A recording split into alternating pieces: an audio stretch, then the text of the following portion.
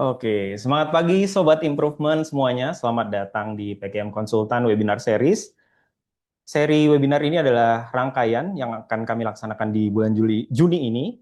Di bulan Juni ini kita akan melaksanakan 3 topik webinar yang sangat menarik ya. Dan kita mulai hari ini dengan topik Lean Six Sigma gitu. Senang sekali rasanya kami bisa bertemu teman-teman di awal bulan ini dan menyapa lagi ya. Tentunya dengan topik-topik yang relevan dengan industri atau dunia saat ini.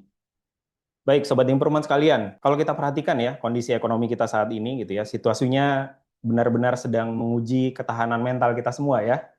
Gimana enggak gitu ya, fluktuasi nilai rupiah, nilai tukar rupiah Indonesia gitu ya terhadap dolar, tiap hari menuju puncak ya, kalau kata AFI gitu ya.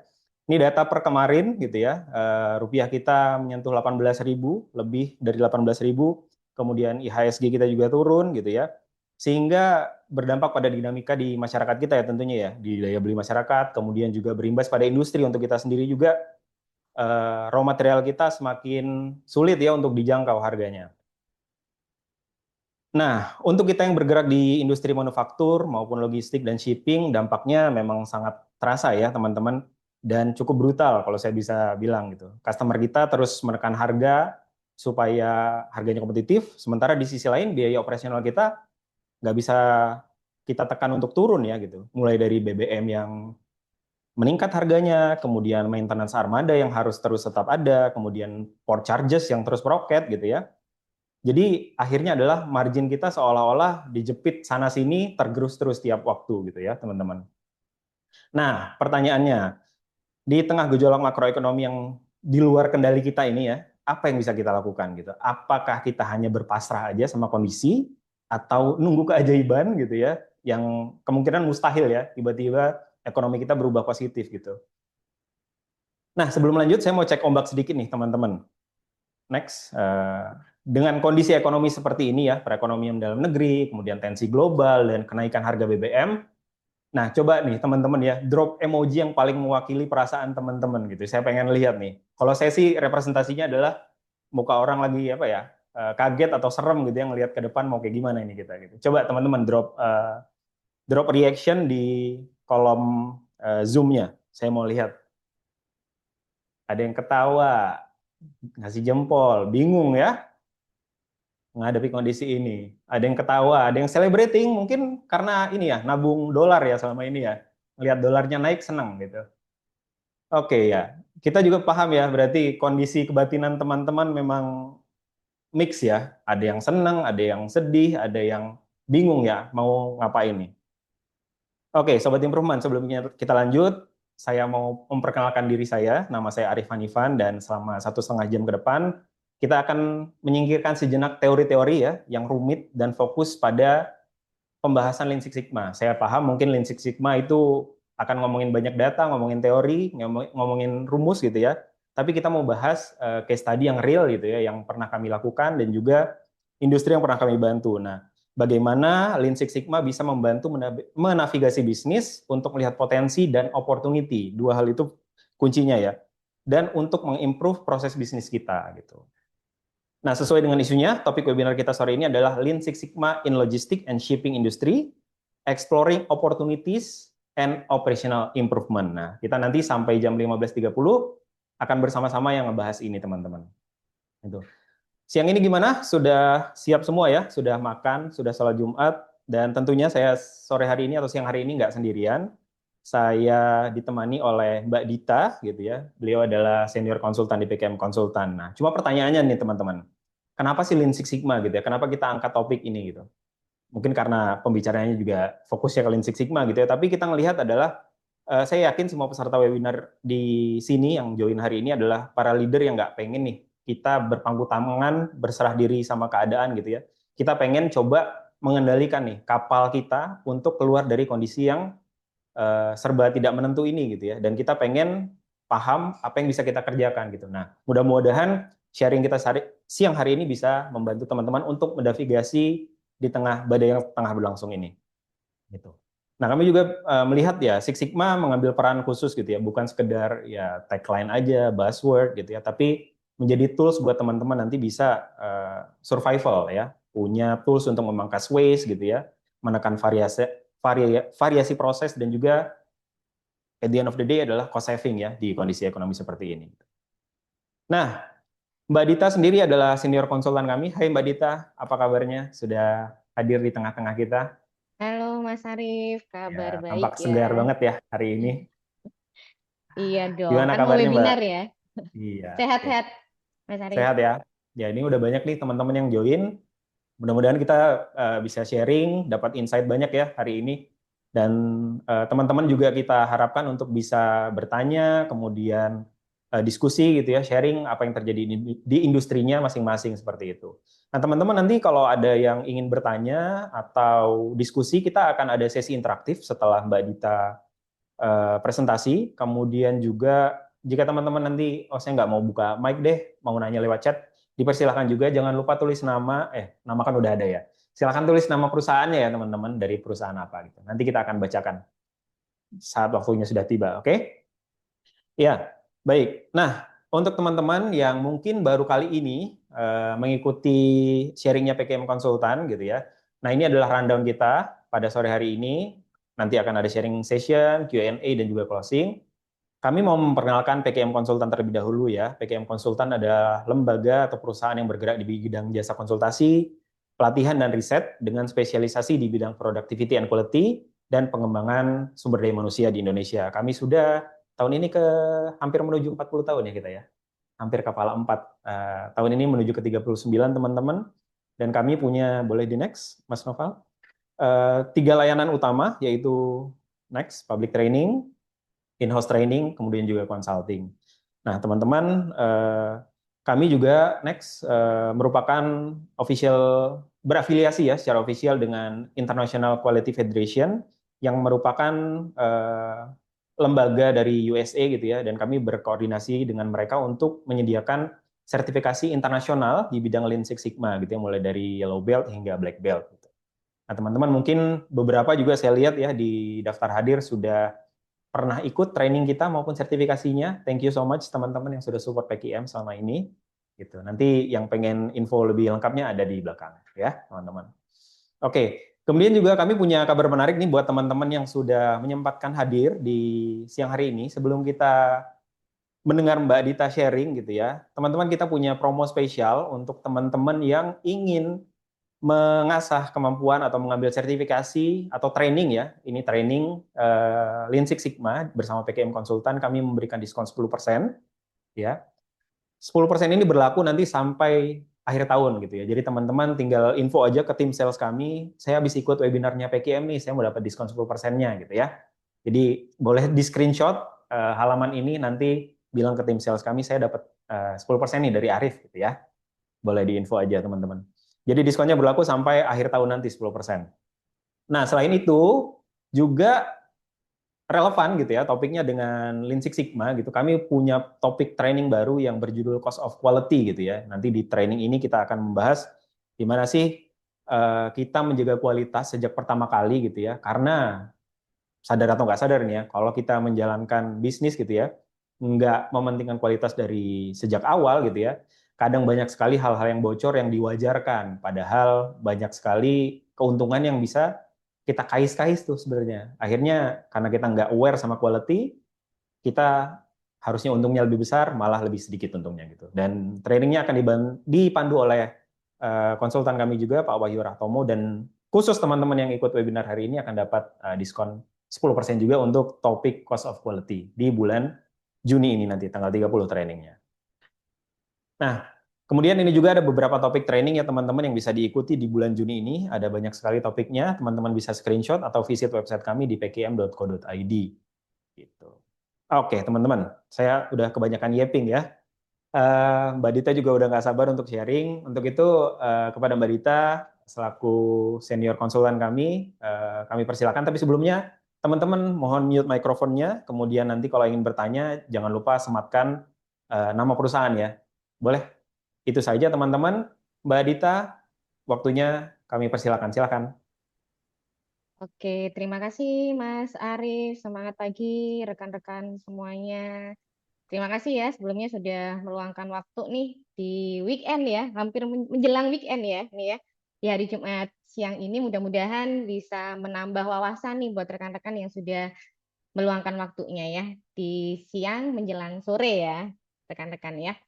Oke, nah topik yang akan kami bagikan pada saat ini adalah terkait dengan Lean Six Sigma di logistik dan shipping operations ya. Meskipun kalau kami cek di daftar hadirnya ternyata banyak juga yang ternyata di non logistik dan shipping ya. Tapi nggak apa-apa, mudah-mudahan bisa memberikan insight juga buat rekan-rekan gitu ya.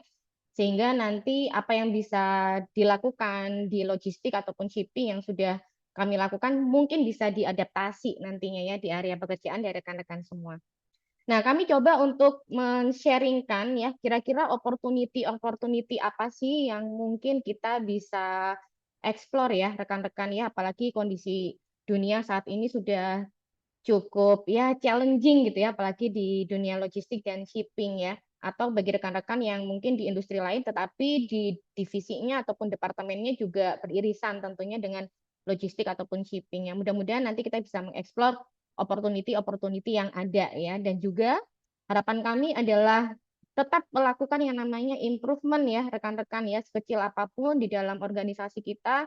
Harapannya kita senantiasa bisa memberikan ide-ide baru tentunya untuk menjalankan yang namanya improvement.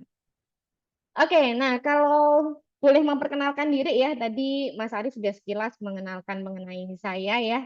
Nama saya Nimade Hindita, boleh dipanggil dengan Dita saja, rekan-rekan. Dari dunia profesional kurang lebih ya sekitar 16 tahun lebih ya, rekan-rekan ya, masuk di dunia profesional. Dan saat ini menjadi salah satu konsultan di PGM Konsultan dan memang diassign atau ditugaskan untuk membantu gitu ya mengembangkan yang namanya Lean Six Sigma karena Lean Six Sigma ini merupakan salah satu metodologi yang cukup lama tetapi masih relevan gitu ya untuk digunakan di dalam organisasi. Di Lean Six Sigma sendiri saya sudah tersertifikasi ya rekan-rekan ya di Lean Six Sigma Master Black Belt yang dikeluarkan oleh International Quality Federation. Mungkin ada beberapa rekan juga dari peserta yang pernah juga ya tersertifikasi juga di IQF ya rekan-rekan ya. Nah, sebelum di PQM Konsultan, saya bekerja di salah satu manufacturing company ya, di multinational company, di FMCG, sebagai QC dan juga sebagai QE, Quality Engineer. Dan sebelumnya juga bekerja di salah satu shipping dan logistik company ya, rekan-rekannya yang cukup besar di Indonesia. Nah, ini ada beberapa area expertise saya ya, antara lain terkait dengan manajemen proyek, kemudian quality, QC, QE ya, kemudian beberapa tools yang cukup erat dengan Lean Six Sigma atau Six Sigma metodologi itu merupakan salah satu expertise dan juga termasuk di dalamnya adalah data analytics ya. Oke, nah ini sekilas mengenai saya rekan-rekan semua ya.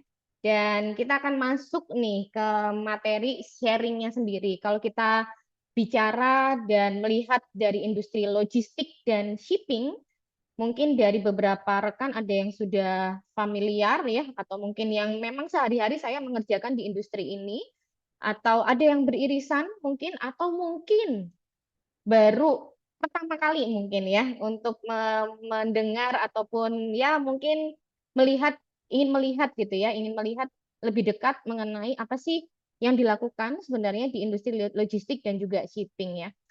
Kalau di dalam prosesnya kita melihat bahwa di logistik dan shipping proses ini memang industri yang cukup kompleks ya, rekan-rekan semua ya.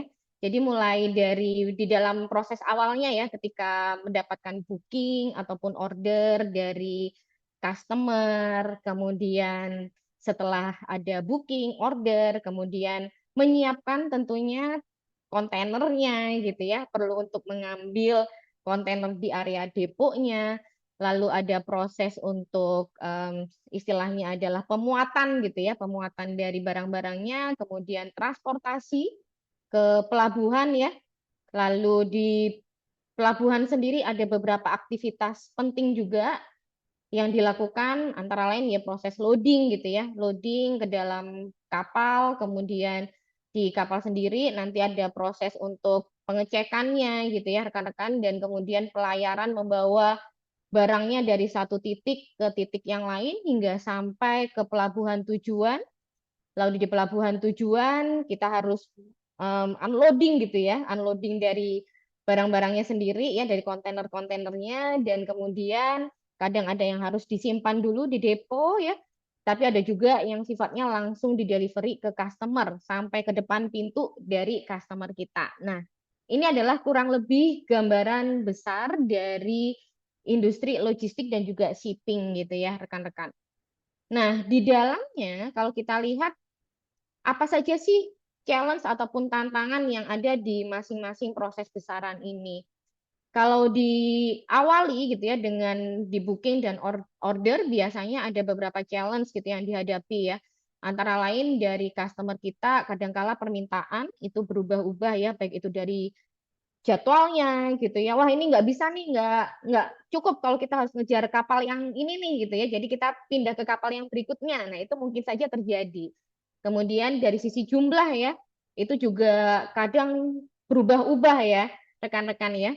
Kemudian challenge yang dihadapi juga biasanya kalau di shippingnya adalah, wah ini nggak muat nih kalau kita letakkan di pengiriman atau di penjadwalan saat ini gitu ya. Jadi kita mungkin perlu alihkan ke kapal ataupun ke jadwal yang lainnya gitu ya rekan-rekan ya. Nah, kemudian yang cukup penting juga biasanya ketika dalam proses pemuatan di dalam logistik dan juga shipping itu adalah data ya. Datanya kadang ada data yang tidak lengkap ataupun dokumen-dokumen yang kurang lengkap. Nah, ini juga merupakan salah satu challenge-nya. Dan juga karena ada perubahan-perubahan di dalam jadwal ataupun kuantitas, biasanya komunikasi dengan customer itu jadi berubah-ubah gitu ya. Jadi kita harus menelusuri nih diskusi terakhir bagaimana nih ya, gitu. Kesepakatan terakhir bagaimana, baik itu secara dari sisi muatannya ataupun juga dari sisi tarifnya ya, rekan-rekan. Nah, ini adalah beberapa challenge gitu ya kalau di tahapan paling awal. Kemudian di tahapan berikutnya, bagaimana kita mendapatkan kontainernya, biasanya kita juga melihat apakah kontainer yang dibutuhkan ini masih tersedia gitu ya, sesuai dengan ukurannya ya, apakah 20 feet atau 40 feet ya, itu harus dicek kembali. Dan yang sering juga terjadi kalau kita sebagai customer kadang-kadang, wah saya dikasih ini adalah kontainer yang mungkin kurang oke gitu ya, sementara produknya adalah produk yang mungkin bisa jadi food grade seperti itu. Nah, ini juga salah satu challenge-nya ya. Kemudian hal yang penting juga gitu ya, kadang-kala kita juga perlu menunggu antrian ya, atau di depot gitu ya, atau di tempat kontainernya untuk mendapatkan kontainer, kadang-kala kita perlu menunggu gitu. Kemudian ada proses pemeriksaan juga. Lalu yang penting pada saat transportasi kadang-kadang kita terhambat juga gitu ya dengan adanya kemacetan ataupun keterlambatan armada. Kemudian kadang kita pengen tahu nih sudah sampai mana nih ya barang kita gitu ya diangkutnya udah nyampe mana nih, udah nyampe pelabuhan atau belum gitu ya. Nah, ini juga merupakan salah satu challenge-nya untuk mengetahui kondisi secara real time. Kemudian di proses pemuatan sendiri di pelabuhan, antara lain ya, selain antrian tadi, mungkin juga kita masih menunggu juga nih untuk barang kita diangkut atau dimuat di dalam kapalnya ya, karena menunggu dari sisi krennya ya. Ini juga merupakan salah satu hal yang kadang-kala terjadi antrian di sana. Kemudian di proses pelayarannya sendiri nih ya. Jadi kalau di proses perjalanan barang kita gitu ya via laut gitu ya. Di sini kadangkala yang menjadi tantangan antara lain dari sisi environment ya, apakah itu cuaca ya. Kemudian mungkin ada keterlambatan dari kapalnya, kemudian ada perubahan jadwal ya. Kadang-kadang sudah dimuat nih di atas kapal tetapi kapalnya tidak segera-segera berlayar gitu ya, harus menunggu dulu beberapa dokumen yang harus dilengkapi. Kemudian di pelabuhan tujuan, challenge-nya juga kadangkala kita harus menunggu juga untuk barang kita yang sudah sandar misalkan ya, tetapi tidak segera-segera untuk dibongkar. Kenapa? Kadangkala karena keterbatasan alatnya ya, mengantri menunggu alatnya ataupun dari sisi sumber daya manusianya atau tenaga kerjanya. Dan juga yang sering muncul permasalahannya adalah dari sisi custom clearance-nya gitu ya. Jadi terkait dengan biaya-biaya yang harus diselesaikan ya, rekan-rekan ya. Nah, setelah selesai dibongkar pun pada proses delivery hingga ke pintunya customer, kadangkala ada beberapa hal yang perlu untuk diperhatikan gitu ya, karena kita melihat bisa jadi ada keterlambatan gitu ya, delivery ke penerimanya, dan kemudian rute dari rute darat ya. Kalau tadi di pelayaran ada rute dari wilayah lautnya gitu ya. Kemudian di sini rute daratnya untuk sampai ke pintu dari pelanggan kita itu mungkin saja ada beberapa hal yang menjadi kendala seperti kondisi jalan ataupun akses ya. Nah, ini adalah beberapa hal yang cukup challenging tentunya di dalam logistik dan juga shipping proses ya. Karena prosesnya cukup ya handover-nya cukup banyak gitu ya. Kadang-kadang orangnya juga harus stakeholders-nya berganti-ganti gitu ya, rekan-rekan ya. Nah, inilah di sini kita melihat bahwa meskipun kita bicara logistik dan shipping, ternyata kompleksitinya juga cukup tinggi gitu ya. Semakin kompleks, banyak stakeholders yang terlibat, handovers-nya juga semakin banyak, banyak variabel yang terlibat juga. Kemudian ini menyebabkan juga variasinya juga semakin banyak gitu ya. Variasi dari sisi prosesnya, kemudian dari sisi orangnya yang mengakibatkan risiko-risiko yang mungkin muncul selama proses ini berlangsung dari end to end-nya. Sehingga kita melihat bahwa wah ternyata challenge ataupun tantangan bisnisnya di logistik dan shipping ini itu tidak kalah kompleks gitu ya bagi kita mungkin yang di manufaktur gitu ya dan juga mungkin yang di jasa tidak kalah kompleksnya gitu ya rekan-rekan ya. Ada beberapa tantangan dari sudut pandang bisnis antara lain yang pertama adalah kalau kita bicara terkait dengan profit organisasi ya tentunya tekanan dari sisi marginnya kemudian peningkatan biaya ya rekan-rekan ya apalagi di situasi dunia seperti ini gitu ya seperti biaya fuel atau BBM-nya itu merupakan salah satu faktor yang juga cukup signifikan tentunya yang mempengaruhi juga dari sisi marginnya. Kemudian tuntutan pelanggan itu juga semakin tinggi ya. Jadi pelanggan inginnya bisa tepat dari sisi jadwalnya ya. Kemudian ketika mereka ada perubahan, kita juga masih diharapkan bisa mengakomodir perubahan-perubahan tersebut. Nah, ini adalah beberapa pressure dari pelanggan kita. Lalu terkait dengan di industri logistik dan shipping, aset yang dimilikinya pun juga tidak main-main gitu ya rekan-rekan ya. Kita bicara mengenai kontainer, kita bicara mengenai alat bantu untuk bongkar muatnya, kita bicara mengenai kapalnya sendiri. Harapannya adalah dari sisi kapasitas dan juga pemanfaatan asetnya di dalam organisasi, di dalam bisnis, harapannya kita bisa maksimalkan tentunya dari kapasitas. Nah, kemudian yang sekarang mungkin dirasakan tidak hanya dari sisi logistik ataupun shipping, di industrinya rekan-rekan mungkin sekarang juga merasakan perubahan pasar dan juga ketidakpastian gitu ya. Jadi sulit untuk memprediksi kira-kira tahun depan, jangankan tahun depan gitu ya, beberapa bulan ke depan kira-kira pemuatannya akan seperti apa nih? Sebanyak apa nih muatan kita ya? Apakah data historical kita masih bisa kita gunakan untuk kita memprediksi di masa mendatang? Nah, ini juga merupakan salah satu hal yang cukup challenging ya. Tidak hanya di logistik dugaan saya ya, rekan-rekan ya. Dan kalau kita melihat tadi dari sisi handovers-nya yang cukup beragam, kita melihat bahwa kompleksitinya dari sisi operasional cukup kompleks karena yang terlibat tidak hanya dari kita di dalam organisasi, tetapi juga dari stakeholders yang di luar dari organisasinya. Gitu ya, itu juga merupakan salah satu hal yang cukup menantang bagaimana kita bisa manage stakeholders ini. Kemudian juga visibilitas gitu ya, karena yang kita inginkan adalah informasi yang real time. Status barang saya saat ini sudah ada di mana? Apakah sudah sesuai dengan jadwal yang kita sudah prediksikan gitu ya? Apakah ada kendala? Ya, ini adalah visibility yang menjadi challenge-nya. Nah, kalau kita melihat 5 bisnis challenge ini, rekan-rekan semua, boleh nih rekan-rekan ya, setelah ini Mas Arief dan Mas Noval akan memberikan polling nih buat rekan-rekan. Menurut rekan-rekan semua, dari 5 hal ini, kira-kira yang paling sering dihadapi ya, yang paling sering dihadapi itu yang mana kira-kira? Boleh ya, disampaikan ya rekan-rekan ya. Oke, terima kasih. Wah, sudah cukup banyak nih ya. Wah, udah hampir setengah nih Ya, yang sudah lumayan, mengisi. Mbak. Jadi banyak yang Lumayan ini ya. ya, tekanan margin ya, Mbak ya, sama peningkatan biaya nih. Sejauh ini tekanan margin ya, kayaknya ini juga Iya. dirasakan tidak hanya di logistik sepertinya Mas Arief ya. Iya, Hampir soal di semua. visibility juga nih ya, visibility operasionalnya juga. perlu dilihat gitu ya. Cukup tinggi Betul, juga. betul.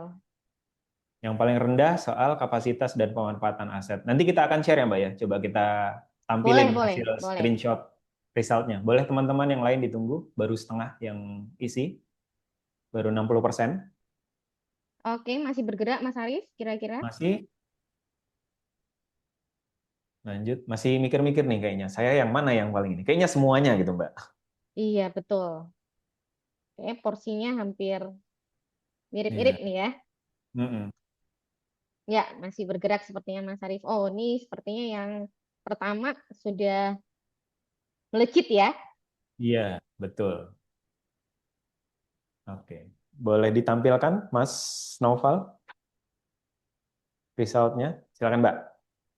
Oke ya, wah terima kasih ya 72% berpartisipasi nih rekan-rekan dan seperti dugaan ya, sepertinya ya Mas Arief kalau kita lihat di poin pertama ya margin pressure dan juga peningkatan biaya ya karena ini sudah sepertinya cukup obvious ya dengan kondisi dunia saat ini ya rekan-rekan ya.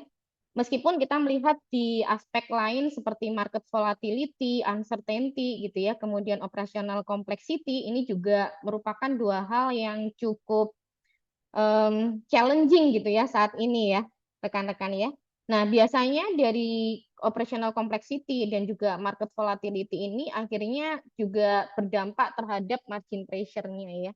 Sepertinya ada keterkaitan nih ya antara beberapa aspek ini, rekan-rekan semua. Oke, terima kasih Mas Noval ya, Mas Arief sudah di-share ya, karena sudah seperti dugaan ya, rekan-rekan ya, yang kita lihat bahwa salah satu hal yang sangat challenging saat ini adalah bagaimana kita menghadapi tekanan margin dan juga peningkatan dari biaya. Nah, disinilah kita tentunya gitu ya dari sudut pandang organisasi kita coba merefleksikan di dalam organisasi kita kira-kira apa nih yang kita bisa lakukan gitu ya dengan challenge ataupun tantangan ini, teman-teman ya. Oke, terima kasih sekali lagi buat rekan-rekan. Nah, karena adanya tuntutan ya, kalau kita bicara tekanan margin dan kemudian biaya gitu ya, biasanya dari top manajemen inginnya gitu ya, ayo dong melakukan efisiensi gitu ya, cek lagi nih biaya-biaya kita, bisa nggak ada yang bisa diefisiensikan nggak? Tetapi di satu pihak juga tetap inginnya adalah kualitasnya tinggi tentunya ya, apalagi kalau kita juga menggunakan sepatu dari customer kita gitu ya, inginnya kita tetap mendapatkan kualitas yang tinggi tetapi juga hemat biaya ya.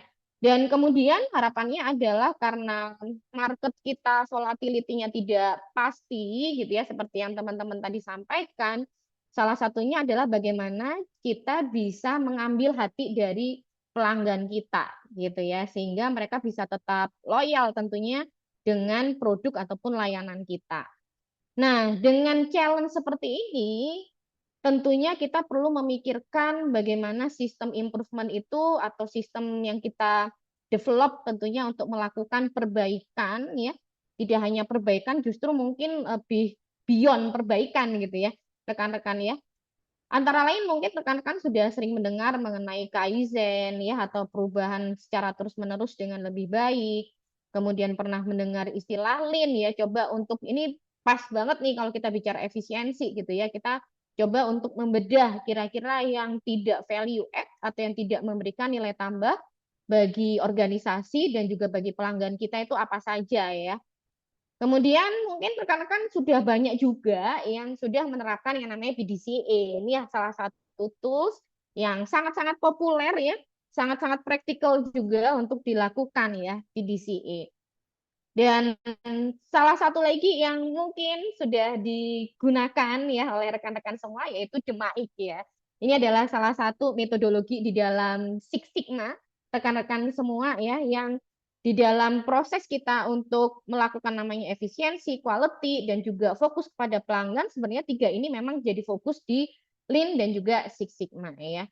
Jadi mengapa sih kita membutuhkan Lean Six Sigma ya, terutama untuk menghadapi tantangan-tantangan yang tadi ada di dalam slide-nya gitu ya, di dalam polling-nya tadi dan terutama terkait dengan biaya ya rekan-rekan ya. Jadi Lean Six Sigma ini merupakan improvement system yang terstruktur ya, terutama untuk operasional yang cukup kompleks, rekan-rekan semua. Terus gimana nih Mbak Dita dengan metodologi lainnya seperti Kaizen, Lean ataupun PDCA gitu ya. Nah, Lean Six Sigma ini sebenarnya tidak menggantikan dalam hal dari metodologi tersebut gitu ya rekan-rekannya, tetapi justru jadi enabler gitu ya tentunya untuk bisa bekerja dengan lebih sistematis ya. Nah, ini untuk Lean Six Sigma ya. Nah, kalau kita bicara The Mic-nya sendiri, mungkin rekan-rekan sudah pernah mendengar gitu ya, atau bahkan malah praktisi dari The Mic sendiri, ini merupakan suatu metode ataupun kerangka kerja yang cukup powerful untuk kita melakukan project improvement. Kenapa powerful? Karena teman-teman sebenarnya sudah di-guide gitu ya, sudah dipandu untuk menggunakan 5 tahapan ini ya. Jadi mulai dari tahapan define, kemudian measure, analyze, improve, dan juga kontrol. Sudah dipandu menggunakan tahapan ini. Hanya saja di dalamnya akan ada tools-tools atau alat bantu lainnya yang akan mempertajam sebenarnya aktivitas apa sih yang harus dilakukan, serta bagaimana sih kita harus berpikir gitu ya untuk melakukan yang namanya perbaikan ataupun problem solving. Sekilas saya jelaskan mengenai the mic ya rekan-rekannya. Kalau di tahapan define tentunya kita selalu berangkatnya dari problem ya, identifikasi masalah atau peluang perbaikan. Nah, ini adalah tahapan yang paling awal. Jadi kita coba untuk memotret fenomena-fenomena yang ada. Kemudian ini yang menarik dari Six Sigma karena Six Sigma ini secara eksplisit rekan-rekannya, jadi sudah benar-benar tersurat gitu ya, sudah tidak tersirat lagi, itu menyampaikan bahwa segala sesuatunya itu harus bisa diukur gitu ya. Makanya di sini salah satu tahapan yang penting itu di dalam Six Sigma adalah measure, di mana kita akan mengumpulkan dan juga menganalisa data-data kita. Kemudian ini adalah salah satu tahapan yang penting juga di dalam DMAI gitu ya. Jadi proses untuk menganalisa akar penyebab masalah ya. Hanya saja di sini kalau di dalam Six Sigma itu memang disarankan dan sangat didorong untuk memverifikasi akar penyebabnya berdasarkan data dan fakta gitu ya. Kadang-kadang kita memerlukan alat bantu yang ilmiah gitu ya untuk membuktikan dugaan. Kenapa? Kan tidak mudah ya rekan-rekan ya untuk mencari akar penyebab, apalagi kalau di dalam permasalahan kita untuk proses yang cukup kompleks yang namanya penyebab masalah itu bukan penyebab masalah yang tunggal ya. Jadi jarang sekali kita temukan untuk permasalahan yang sifatnya kompleks ini adalah single factor, biasanya adalah multi factor. Kemudian kalau kita sudah yakin dengan root cause kita baru masuk ke tahapan improve gitu ya, gimana kita merencanakan perbaikan gitu ya. Tapi perbaikan ini adalah perbaikan hingga ke akar masalahnya ya. Nah, kemudian tidak cukup sampai di improve, tetapi dengan Six Sigma kita dipandu juga nih untuk melakukan evaluasi, untuk melakukan pengendalian, ya, melakukan controlling dan juga monitoring ya. Jadi pemantauan dan pengendalian. Yang dipantau dan yang dikendalikan apa? Tentunya yang dipantau dan yang dikendalikan adalah proses kita atau input faktornya gitu ya, supaya nanti outputnya bisa tercapai. Itulah kenapa nanti akan saling terkait tuh antara root cause-nya rekan-rekan yang sudah improve dan juga kontrol, karena nanti akan dikontrol adalah improvement terhadap root cause tersebut. Nah, ini adalah metodologi yang cukup ya populer gitu ya, meskipun secara historicalnya gitu ya rekan-rekan ya, ini sudah cukup lama dilakukan. Nah, pertanyaannya Mbak Dita, ini kan sudah cukup lama sekali nih gitu ya metodologi ini. Apakah masih relevan? Ya, jawabannya masih sangat relevan ya rekan-rekan ya. Jadi untuk The Mic ini merupakan suatu kerangka kerja yang kuat karena nanti akan ada langkah-langkah yang terstruktur yang harus diikuti ya. Kemudian The Mic mungkin teman-teman pernah menggunakan juga pengambilan keputusan berbasis data gitu ya rekan-rekan ya. Jadi di dalam The Mic dari zaman awal gitu ya ketika The Mic Sigma ini dikembangkan itu selalu fokusnya adalah fokus terhadap data rekan-rekan ya. Jadi sangat relevan dengan tools ataupun teknologi yang saat ini berkembang rekan-rekan ya. Mungkin rekan-rekan sudah cukup banyak juga menggunakan pendekatan dari data analytics ya. Dan ini pun digunakan oleh Amazon ya, rekan-rekan semua ya. Jadi Amazon ini menggunakan Lean Six Sigma juga ya untuk memahami kebutuhan pelanggan gitu ya. Dan tentunya juga sudah membantu, terbukti membantu Amazon di sini yang dari tahun 97 gitu ya, rekan-rekan ya, penjualannya meningkat gitu ya. Nah, ini terkait dengan Lean Six Sigma. Nah, saya akan masuk ke case yang ada di dalam logistik dan juga shipping nih, rekan-rekan ya. Kita masuk ke case pertama nih ya. Jadi permasalahan yang muncul gitu ya di dalam industri logistik dan terutama di shippingnya atau di pelayarannya itu untuk case yang pertama adalah dari sisi variasi gitu ya. Mungkin kalau teman-teman bayangkan pengiriman barang saya gitu ya, pengiriman barangnya rekan-rekan semua ketika menggunakan logistik dan juga shipping itu bagaimana sih bergeraknya gitu ya rekan-rekan ya. Nah, di sini ketika melakukan pergerakan gitu ya dengan eh, menggunakan kapal, rekan-rekan, mungkin saja terjadi ada variasi dari sisi jarak tempuhnya. Meskipun kita sudah tahu nih, katakanlah di sini kita berangkat dari Surabaya gitu ya, kemudian ke Jakarta gitu ya. Kita sudah tahu nih kalau pakai penggaris ya, garis lurusnya begini gitu ya. Tetapi di lapangannya itu sangat memungkinkan sekali terjadinya variasi, rekan-rekan ya, untuk jarak tempuhnya. Nah, impact-nya apa? Impact-nya adalah kita bicara mengenai dampak langsungnya adalah dari sisi bahan bakarnya, rekan-rekan semua ya. Kadangkala ketika bergerak dari satu titik ke titik yang lain gitu ya, mungkin dari nahkodanya gitu ya, harus berhenti dulu melalui titik poin yang mana gitu. Kita menyebutnya adalah waypoint ya, rekan-rekan ya, masuk ke titik koordinat mana gitu ya. Kemudian lanjut ke titik koordinat mana. Mungkin kadang-kadang mereka harus cek juga kondisi cuaca gitu ya. Mereka melihat, oh ini kayaknya nggak bisa lewat jalur ini nih gitu ya, jalur yang biasa diikuti, tapi harus mengikuti jalur yang lain misalkan. Nah, ini adalah beberapa challenge yang dihadapi biasanya, sehingga variasi dari sisi jarak tempuhnya itu sangat mungkin terjadi, rekan-rekan semua. Nah, apakah ini tidak diperbolehkan gitu ya ya? Ya silakan saja, kalaupun itu akan terjadi variasi dari sisi jarak tempuhnya. Hanya saja kalau kita menggunakan prinsip dari Six Sigma ataupun Lean Six Sigma, harapannya adalah bagaimana kita bisa meminimalkan yang namanya variasi dari jarak tempuh tersebut. Nah, bagaimana sih Lean Six Sigma ini diterapkan gitu ya, rekan-rekan semua ya, di dalam eh, kasus yang tadi, rekan-rekan semua. Jadi kalau kita masuk ke tahapan define, wah ini sudah mulai agak teknis ya teman-teman ya, pemanfaatan dari the mic-nya ya. Dari tahapan define sendiri, tentunya kita harus bisa mengidentifikasi kira-kira voice of customer atau suara dari customer kita itu apa saja yang kita translasikan ke dalam yang namanya critical to quality atau CTQ ya. Nah, ini adalah satu hal yang penting nih ketika kita memulai yang namanya project Demaik gitu ya, rekan-rekan ya. Ukuran atau matriks penting yang dianggap penting oleh customer kita itu apa? Nah, itu kita coba untuk pahami bersama, rekan-rekan ya. Kemudian kita juga mendefinisikan baseline datanya terhadap symptoms ataupun CTQ-nya secara terukur.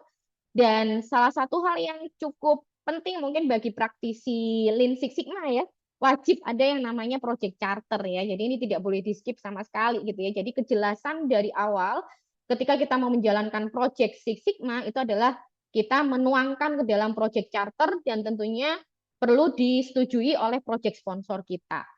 Nah, outputnya apa nih? Kalau kita masuk ke tahapan define ini, outputnya apa? Kita harus clear dulu nih CTQ-nya. Apa yang menjadi ukuran pentingnya gitu ya. Jadi harus ditetapkan bersama antara kita dan juga customer kita, rekan-rekan semua. Nah, kalau di kasus yang tadi itu ada dua CTQ nih yang ditetapkan ya. Fuel consumption per jarak standarnya dan juga persentase deviasi dari jarak standar. Nah, ini adalah dua ukuran penting yang nanti yang diharapkan nantinya ketika kita mengukur proyek ini berhasil atau tidak berhasil, kita perlu cek, kita harus bandingkan antara sebelum dan sesudahnya ya. Kemudian ada project charter yang sudah disepakati bersama antara lain isinya seperti ini gitu ya. Meskipun di project charter ada beberapa tambahan seperti timeline, business case ya, tim ya. Itu adalah beberapa tambahan di dalam project charternya. Nah, ketika kita sudah sepakat dengan project charter ya dari problem statement dan juga goal statement-nya, kita masuk ke tahapan measure-nya, rekan-rekan ya. Di sini kita lihat kembali nih, kita refleksikan pengumpulan data dan juga kita perlu untuk validasi berdasarkan data historis kita, gitu ya. Kita cek dulu nih, output dari CTQ kita itu kira-kira apa sih faktor-faktor pendukungnya gitu ya atau input prosesnya. Nah, ini kita perlu collect dulu nih datanya ya. Apa sih yang kira-kira hal-hal yang menjadi inputan atau drivernya gitu ya dari consumption ini.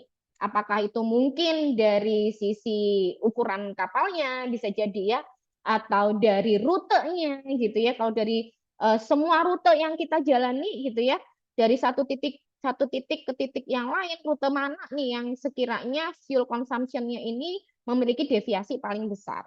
Nah, ini kita perlu untuk analisa gitu ya.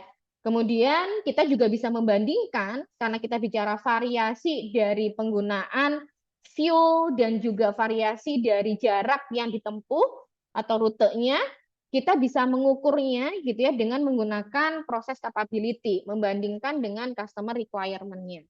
Nah, outputnya apa? Outputnya kita punya analisa data historis ya, dan juga saat ini untuk melihat kondisi baseline-nya. Dan juga kita bisa mengukur seberapa capable sih, seberapa bagus sih istilahnya ya, seberapa bagus proses yang berjalan saat ini sebelum dilakukannya improvement gitu ya, terhadap customer requirement atau persyaratan dari customer kita ya.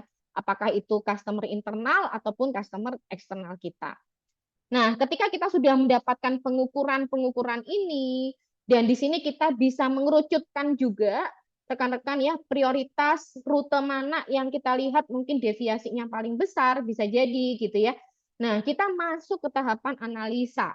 Di mana di tahapan analisa ini kita menggali dengan lebih dalam gitu ya. Jadi sudah nggak lebar lagi gitu ya rekan-rekan ya, tapi kita sudah mulai mengerucut. Kita menggunakan alat bantu yang cukup populer ya, bisa menggunakan fishbone diagram, bisa menggunakan YW analysis ya. Karena ini kita melihat cukup kompleks ya, faktornya cukup banyak, kita bisa melihat menggunakan fishbone dengan mengacu kepada faktor 4M plus 1E. Nah, ini adalah tahapan analisa yang dilakukan, menggali sampai ke root cause-nya. Yang penting di dalam kita menggunakan metodologi DMAIC ataupun Six Sigma ini, itu adalah semua dugaan yang kita sudah identifikasi sebagai faktor penyebabnya harus bisa diverifikasi dengan menggunakan fakta dan data, rekan-rekan. Ya, jadi tidak hanya berdasarkan opini kita saja, tetapi harus sudah ada data pendukungnya. Nah, beberapa alat bantu di dalam Six Sigma yang bisa digunakan ya, salah satunya adalah kita bisa menggunakan analisa, mungkin kita menggunakan ANOVA gitu ya, atau menggunakan two sample test misalkan. Ketika kita melihat, oh kayaknya nih antar nahkoda kayaknya punya perilaku yang beda nih gitu ya, yang dugaannya kalau beda nahkoda, kemungkinan fuel yang dikonsumsi dengan rute yang sama gitu ya, dari satu titik ke titik yang lain itu memiliki signifikan perbedaan, teman-teman, secara statistik gitu ya. Nah, di sini kita bisa menggunakan uji hipotesa. Ketika kita sudah yakin dengan root cause kita, baru kita mengembangkan yang namanya improvement. Rekan-rekan semua ya. Kadangkala di dalam kita melakukan improvement, kadang kita mungkin memiliki beberapa skenario gitu ya untuk improvement yang dilakukan. Nah, di dalam Six Sigma, rekan-rekan bisa melakukan simulasi, rekan-rekan semua ya bisa menggunakan gitu ya, katakanlah kita mengecek dengan menggunakan multiple regression gitu ya untuk melihat kondisi optimumnya gitu ya, untuk melihat model yang paling optimal yang mana, atau kita bisa menggunakan DOE gitu ya, design of experiment di sini ya. Nah, itu adalah beberapa alat bantu yang kita bisa gunakan. Nah, kemudian ketika kita sudah yakin dengan alternatif solusi mana yang paling optimal, kita bisa melakukan uji coba. Ketika kita menerapkan dengan skenario yang baru, signifikan nggak bedanya antara sebelum dilakukan improvement dan sesudah dilakukan improvement. Supaya nanti kita bisa menyampaikan gitu ya kepada project sponsor, kepada manajemen, ini loh improvement kita ini berdampak. Bukan hanya berdasarkan ya lucky shot aja gitu ya. Wah, ini beruntung banget nih pas lagi kemarin hitungannya dolar, sekarang dolarnya turun misalkan. Nah, tidak hanya berdasarkan lucky shot saja gitu ya, tetapi kita bisa mengidentifikasi matriks apa yang penting dan melakukan pengujian. Apakah improvement yang dilakukan memang signifikan. Nah, kalau sudah kita melihat bahwa oh ini improvementnya sudah tepat nih ya, yang sudah dilakukan, nah kita melakukan analisa evaluasi apakah dari sisi benefitnya dan mendesain yang namanya rencana monitoring atau pemantauan. Di dalam Lean Six Sigma ataupun Six Sigma, di sini teman-teman rekan-rekan semua biasanya akan diberikan alat-alat bantu secara terukur supaya kita benar-benar yakin bahwa pemantauan proses kita itu benar-benar memang akan mengendalikan outputnya gitu ya. Mungkin rekan-rekan sudah cukup familiar menggunakan yang namanya control chart atau SPC, Statistical Process Control gitu ya untuk melakukan pemantauan. Nah, ini pun juga bisa kita lakukan rekan-rekan dengan um, permasalahan yang kita hadapi untuk case ini. Seperti itu. Nah, ini adalah kurang lebih gambaran dari metodologi demaiknya gitu ya, rekan-rekan semua untuk kita menyelesaikan permasalahan tersebut. Nah, saya sedikit spill gitu ya, rekan-rekan ya, untuk analytical tools-nya nih, untuk problem solving-nya. Kita bisa melihat untuk di tahapan measure biasanya ya, mungkin rekan-rekan praktisi dari Lean Six Sigma cukup familiar dengan penggunaan proses capability. Wah, ternyata proses capability nggak cuman dilakukan di manufaktur aja nih ya, rekan-rekan ya, tetapi di logistik pun, di shipping pun kita bisa mengukur seberapa capable nih, gitu ya, dari sisi variasi rute tempuhnya ataupun dari variasi fuel-nya. Nah, ini kita bisa menganalisa berdasar menggunakan proses capability kita. Kemudian kita juga bisa memverifikasi, memastikan apakah dugaan kita di tahapan analisa itu ketika tadi ya dugaan kita wah kayaknya beda nakoda, ini penggunaan fuelnya juga beda nih rekan-rekan semua. Nah, di sini kita juga bisa menggunakan data ya rekan-rekan ya. Di sini kami menggunakan to sample gitu ya. Rekan-rekan ya menggunakan to sample untuk melihat gitu apakah memang antara nakoda A sama nakoda B katakanlah memiliki perilaku yang berbeda gitu yang akhirnya terdampak atau berdampak pada fuelnya. Nah, ini kita menggunakan sedikit tool statistik gitu ya rekan-rekannya dengan menggunakan uji hipotesa. Nah, solusinya apa? Ketika kita sudah menganalisa dan kemudian kita coba untuk membuat skenario-skenario gitu ya berdasarkan historical data kita, solusinya adalah kita bisa menemukan the best rutenya gitu ya rekan-rekan ya. Jadi kalau dari satu titik nih Mbak Dita dari Surabaya ke Jakarta aja, yang paling terbaik untuk kita meminimalkan fuel gitu ya dari penggunaan bahan bakarnya itu berdasarkan historical data kita gitu dan historical data ini bukan suatu kebetulan saja yang kita anggap ini suatu hal yang baik tapi sudah terbukti secara statistik gitu ya rekan-rekan ya dan secara matematis pengukurannya. Nah, kita menemukan base route-nya gitu ya sehingga nanti ketika disampaikan kepada para pelaksananya mereka sudah memiliki gambaran gitu, sudah punya panduan nih rekan-rekan, ketika kita berangkat dari Surabaya ke Jakarta, ini loh titik yang paling optimum gitu ya, yang kita bisa minimalkan dari penggunaan fuelnya. Dan kalau misalkan ada faktor-faktor di luar kendali terjadi, misalkan ya kalau kita bicara pelayaran gitu ya, rekan-rekan ya, faktor environmentnya juga cukup besar gitu ya pengaruhnya, seperti cuaca, badai, yang Mbak Dita kita tuh harus menghindari ini lagi badai nih gitu ya di titik itu. Nah, kita juga bisa memberikan rekomendasi actionnya apa rekan-rekan ya.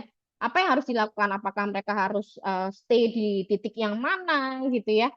Dan kapan jam keberangkatannya? Nah, ini juga bisa jadi salah satu alternatif untuk kita tetap gitu ya meskipun ada deviasi ataupun ada penyimpangan tetapi penyimpangannya adalah penyimpangan yang terkendali teman-teman. Nah, ini adalah hal yang kita bisa manfaatkan gitu ya ketika kita belajar mengenai DMAIC ini.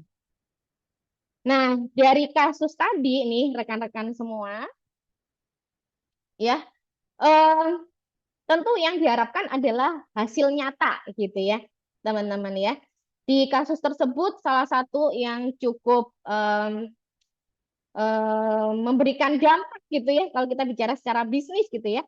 Nah, ternyata dengan metodologi tersebut ternyata memang ada dampaknya. Pertama, kita bicara dari persentase penggunaan fuel gitu ya untuk satu rute gitu ya, untuk per standar distance-nya itu kita menemukan bahwa wah ini ternyata memang secara signifikan berdampak.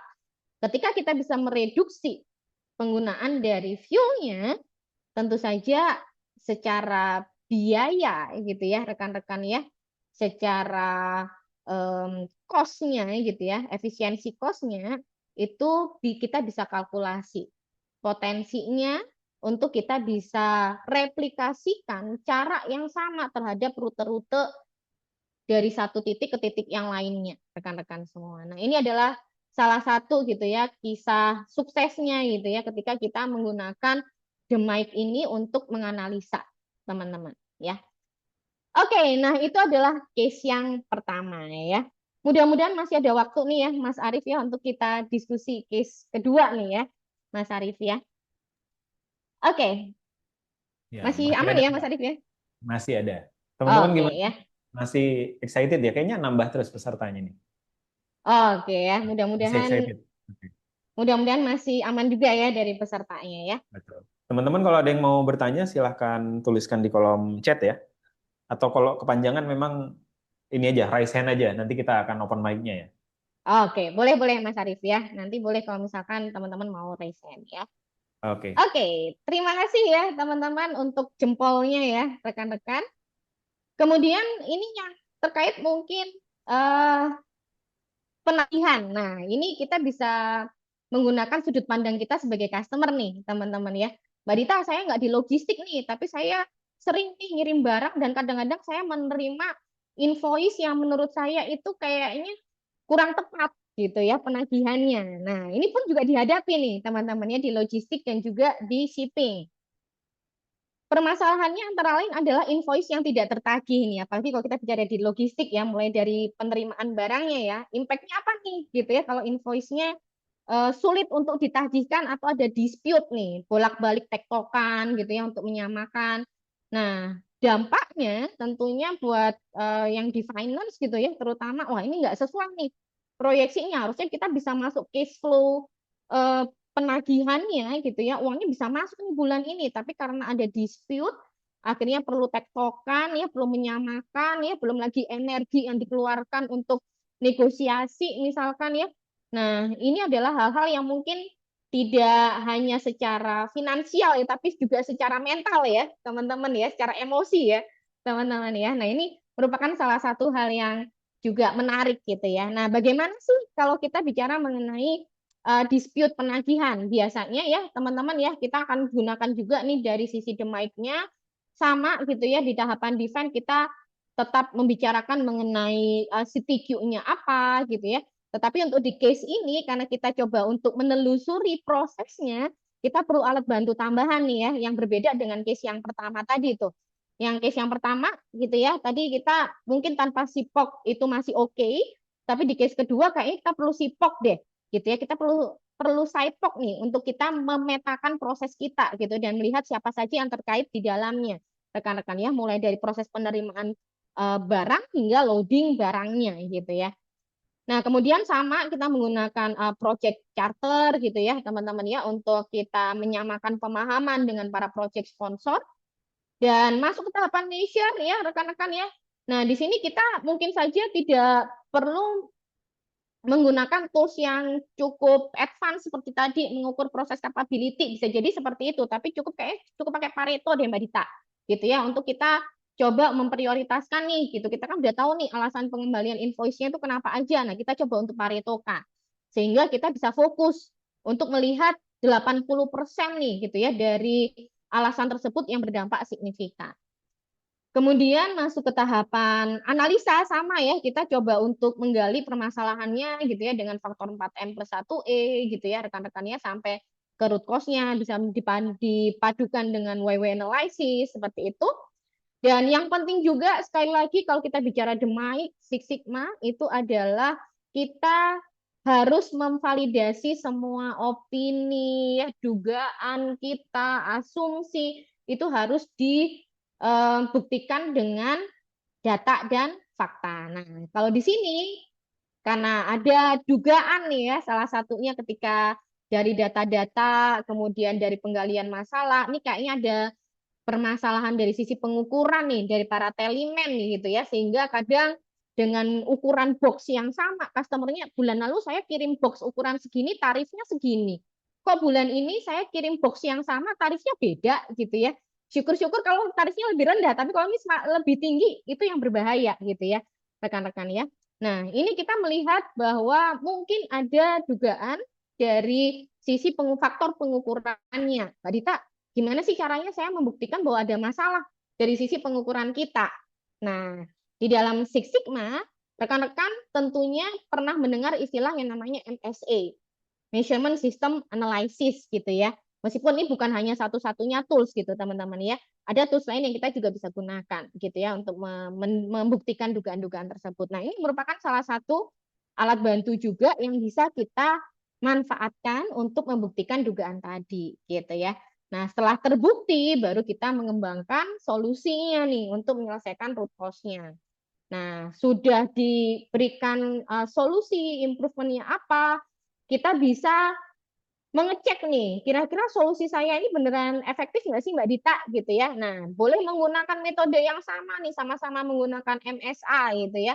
Sebelumnya nilai GRR-nya berapa, sesudahnya menggunakan GRR-nya berapa, atau Mbak Dita, ini terlalu kompleks deh kalau kita mau pakai MSA, saya mau buktiin pakai uji hipotesa aja, mau pakai ANOVA kah, atau mau pakai mungkin two sample t-test atau pair t-test kalau misalkan memang limited to 2 gitu ya teman-teman ya. Nah, ini untuk membuktikan apakah memang ada perbaikan secara signifikan gitu ya. Tidak hanya, wah ini kebetulan Mbak Dita gitu ya, perbaikannya mendapatkan hasil yang bagus. Nah, kita coba untuk menghilangkan aspek-aspek kebetulan tersebut dengan data.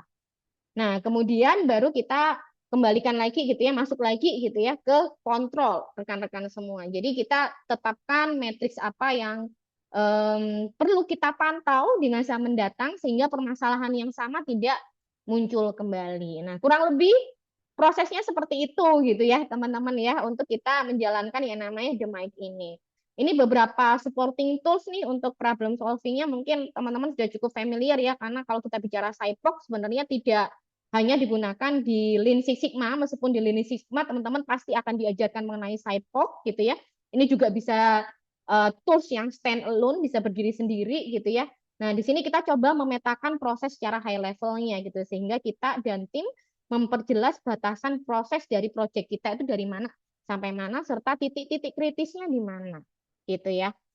Kemudian, nah ini mungkin cukup familiar ya, digunakan ya hampir mungkin praktisi dari improvement kalau kita bicara mengenai data biasanya awal-awal akan menunjukkan ini gitu ya Pareto ya rekan-rekan ya datanya sudah ada nih Mbak Dita pengembalian invoice-nya itu apa aja alasan-alasannya oke mungkin kita tidak perlu semua kita selesaikan gitu ya dari permasalahan tersebut kita fokus dulu deh ke yang berdampak 80%. Nah ini adalah salah satu analytical tools kita gitu ya.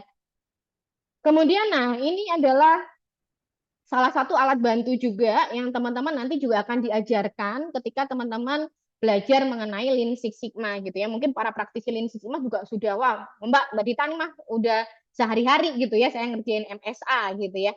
Nah, ini adalah measurement system analysis ya. Di sini teman-teman bisa menggunakan teknik Gates RNR gitu ya untuk data yang sifatnya data variabel dan kemudian atribut agreement untuk yang sifatnya adalah data atribut rekan-rekan semua ya. Sehingga Mbak Dita dugaan saya ini kayaknya pengukuran telemennya deh ini yang bermasalah. Nah, benar nggak dugaan kita, hipotesa kita? Nah, kita bisa menggunakan tools ini sehingga kita yakin yang perlu dibenerin itu jangan kemana-mana dulu deh, benerin dulu dari telemennya dulu, baru kita akan masuk ke yang lainnya. Nah, ini adalah salah satu analytical tools juga gitu ya teman-teman ya yang bisa membantu kita.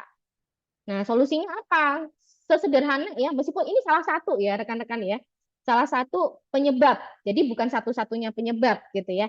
Nah, ketika kita melihat bahwa oh telemen ini perlu diperbaiki dulu nih karena mereka adalah titik kritis awal untuk kita menentukan tarifnya misalkan. Nah, kita perlu untuk samakan gitu ya sehingga yang tadi kita lihat faktor-faktor yang mempengaruhi variasi dari pengukurannya itu kita bisa kecilkan variasinya ya, mulai dari alat ukurnya ya, kemudian metode pengukurannya itu kita bisa paling tidak kita seragamkan terlebih dahulu gitu ya, sehingga kita bisa melakukan variasinya sehingga impact-nya variasinya akan lebih kecil tentunya dari sisi pengukurannya. Nah, kemudian, nah ini adalah salah satu juga ya alat analytical tools ya untuk memastikan apakah memang sudah ada perbaikan gitu ya dari improvementnya ya teman-teman bisa menggunakan di sini adalah ANOVA atau analysis of variance gitu ya untuk melihat bahwa antara satu taliman dengan taliman yang lain itu sebenarnya mereka sudah punya cara yang sama untuk menghasilkan hasil pengukurannya. Nah, ini adalah supaya kita lebih pede gitu ya teman-teman ya apakah improvement kita ini memang memberikan hasil. Nah, impact-nya apa di sini ya?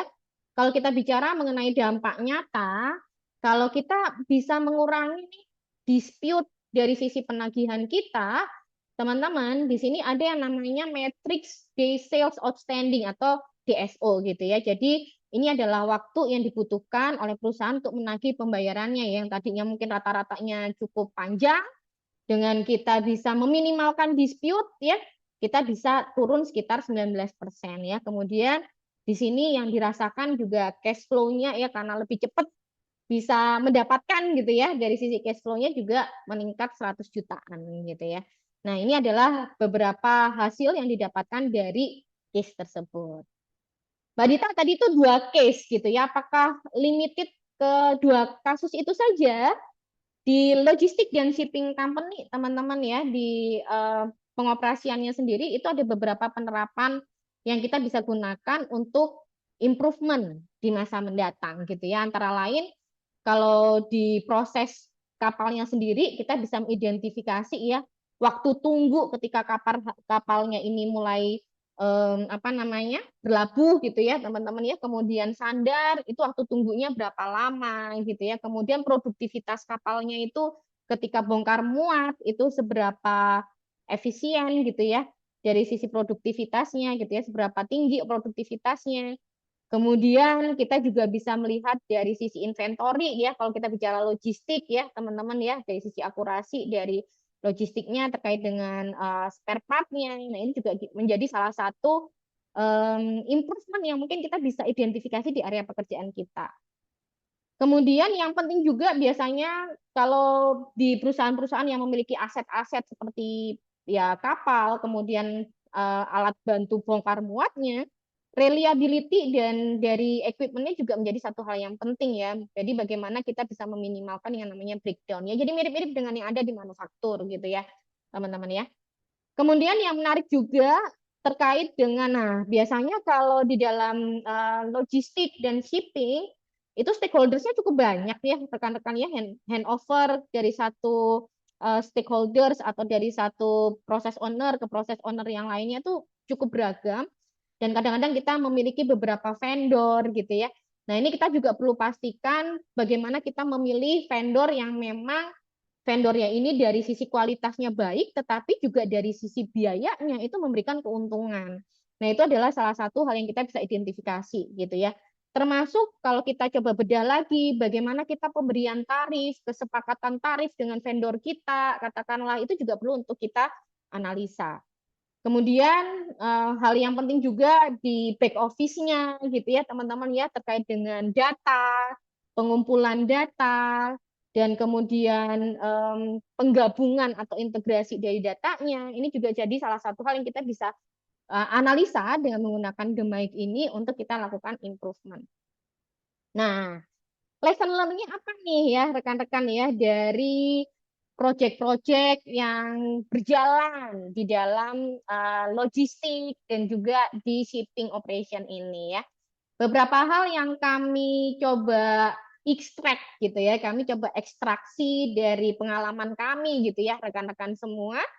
Itu adalah yang pertama kalau kita ya bagi praktisi Lean Six Sigma paham gitu ya bahwa oke kita memang harus bisa menentukan CTQ yang tepat gitu ya. Project kita ini mengukurnya bagaimana, matriks yang kita sepakati dengan customer kita itu apa gitu ya, sehingga antara kita dan customer itu punya pemahaman yang sama. gitu ya. Kalau tadi kita masuk ke case fuel, mungkin bukan dari sisi rupiah pengeluaran fuelnya, gitu ya. Kalau pengeluaran fuelnya bulan ini dibandingkan bulan lalu, nah memang tidak ada rute ke sana gitu ya, dan otomatis turun fuelnya. Nah itu apakah jadi matriks yang tepat? Nah itu kita perlu untuk identifikasi bersama. Mungkin bukan itu matriksnya gitu ya, tapi mungkin matriks yang lain, teman-teman ya, yang lebih fair gitu ya untuk kita mengukur dari proses kerja kita.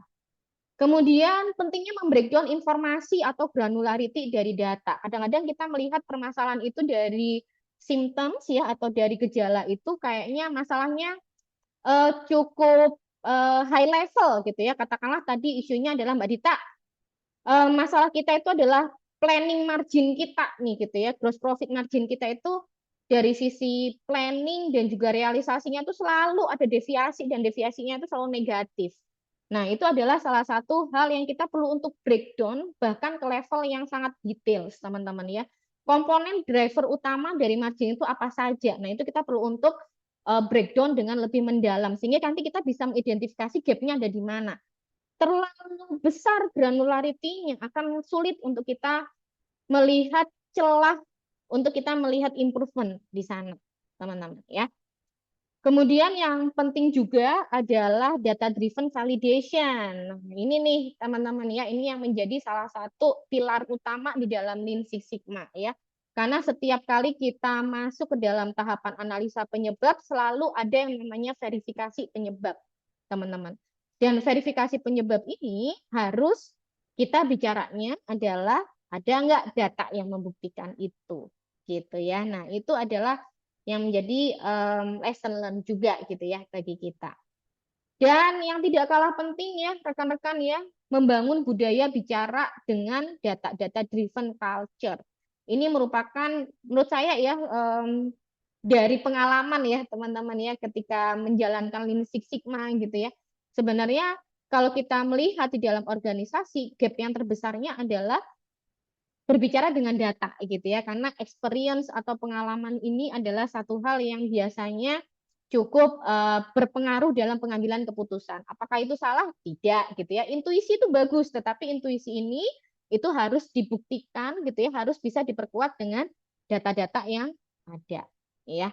Nah, ini kurang lebih untuk lesson learn ya, teman-teman ya. Jadi kalau saya coba bandingkan gitu ya, kami coba bandingkan Mbak Dita, apa sih bedanya gitu ya Lean Six Sigma gitu ya dengan beberapa metode problem solving gitu ya yang lainnya.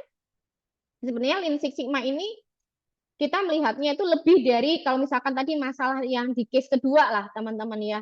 Oh, masalahnya antara Teleman 1, Teleman 2 bervariasi cara mengukurnya atau mencatatnya kurang tepat. Nah, ketika kita bicara kurang tepat, kurang teliti, itu dengan Lean Six Sigma itu tidak cukup teman-teman ya. Jadi harus tetap kita bisa buktikan gitu. Yang dimaksud dengan kurang teliti itu apa gitu ya. Nah, fokus utamanya adalah kalau di dalam Lean Six Sigma, karena kita benar-benar mencoba untuk mencari apa yang menjadi root cause-nya, perbaikannya ini adalah perbaikan yang signifikan gitu ya. Di beberapa tipe problem solving yang lain, sifatnya bisa jadi bertahap gitu ya, rekan-rekan ya. Kemudian pendekatannya selalu kita bicaranya adalah berbasis data ya, kemudian menggunakan alat-alat statistik untuk analisa dan juga pengambilan keputusan. Sedangkan dari sisi analyze-nya sendiri, proses analisisnya di tahapan measure kita perlu mengumpulkan data yang komprehensif untuk memahami proses saat ini, dan juga proses analisanya biasanya kita akan dibantu dengan beberapa alat bantu lain gitu ya, sehingga kedalaman untuk kita mendapatkan root cause-nya itu benar-benar kita bisa buktikan, teman-teman. Ya, oke. Nah, kurang lebih itu rekan-rekan semua. Mudah-mudahan waktunya masih belum ini ya, Mas Arief ya. Katanya sampai jam Belum 8 malam ya, berarti. Mbak ya? Oh gitu ya. Sepertinya sampai Extend. weekend ya, jangan-jangan ya. Iya. Sampai besok. Oke, sampai besok Iya. ya. Soalnya materinya mantep banget nih ya, teman-teman. Thank you Mbak Dita sudah sharing. Ini udah ada beberapa yang bertanya nih gitu ya. Saya langsung mulai aja nih. Ada 4 yang sudah ngantri. Oke, Kita sip. mulai dulu dengan yang pertama kali bertanya ya. Terima kasih Ya. untuk Ibu Mega Purnamasari. Saya bacakan aja ya Mbak ya. Kapan suatu problem yang akan dijadikan project improvement itu diselesaikan dengan PDCA dan DMake? Bagaimana menentukan menggunakan PDCA 8 langkah atau DMake? Silakan Mbak Dita. Oke, baik. Terima kasih. Wah, ini pertanyaannya cukup sering nih, Mas Arief ya. Ya, betul. Ditanyakan ya, biasanya oleh para praktisi PDCA ya, Mas Arief ya. Oke, nah PDCA teman-teman ya. Sebenarnya kalau kita bicara PDCA 8 langkah, teman-teman semua, beberapa tools-nya itu beririsan dengan tools yang ada di Lean Six Sigma. Rekan-rekan ya, Pareto ada Paretonya gitu ya. Kemudian control chart juga ada control chart-nya, rekan-rekan. Nah, PDCA kalau misalkan itu adalah permasalahan yang memang sehari-hari muncul gitu ya, Mas Arief ya, sehari-hari muncul dan biasanya itu adalah di area shop floor biasanya ya. Itu mungkin saja teman-teman menggunakan PDCA tanpa menggunakan Lean Six Sigma gitu ya. Karena kalau di Lean Six Sigma itu kan kita harus metain dulu nih kayak CTQ-nya, SIPOC-nya gitu ya. Nah, kalau pakai 8 langkah kayaknya lebih praktikal gitu ya, lebih sederhana. Kalau ini adalah masalah yang memang sehari-hari muncul dan bisa segera untuk diselesaikan di dalam keseharian kita, katakanlah waktunya ya kayaknya PDJA masalah kita bisa selesai dalam waktu sebulan atau 2 bulan nih Mbak Dita gitu ya dengan kita menggunakan PDJA ini. Monggo silahkan saja teman-teman ya untuk menggunakan PDJA gitu ya yang sifatnya masih observable lah istilahnya gitu ya masih bisa diobservasi gitu. Tapi kalau ini permasalahannya dengan PDCA dengan tools-tools yang ada di PDCA ini tapi masih repeat atau masih berulang, Mbak Dita, ini saya kok nemu yang non observable-nya atau yang tidak mudah diamatinya ini kok susah banget gitu ya. Sehingga kita perlu buktiin nih Mbak Dita pakai data-data gitu ya. Jadi kita perlu ngambil sampel misalkan untuk ngambil data dan kemudian dari sampel itu kita harus menarik kesimpulan terhadap the whole population gitu ya dengan menggunakan alat-alat statistik. Nah, teman-teman mungkin sudah waktunya menggunakan Lean Six Sigma, teman-teman ya. Jadi yang sifatnya sudah non observable gitu ya, yang sulit untuk kita buktikan secara suatu hal yang kita bisa amati dalam keseharian gitu ya, sehingga perlu ada percobaan, perlu ngambil data. Nah, itu teman-teman kemungkinan besar akan membutuhkan tools-tools dari Six Sigma gitu ya. Atau alternatifnya nih Mas Arief gitu ya. PDCA silakan dilakukan tapi perkuatlah statistical tools, perkuatlah data analytics tools. Gitu ya. Sehingga teman-teman masih tetap bisa nih Mbak Dita, organisasi saya itu sudah sangat robust PDCA-nya gitu ya.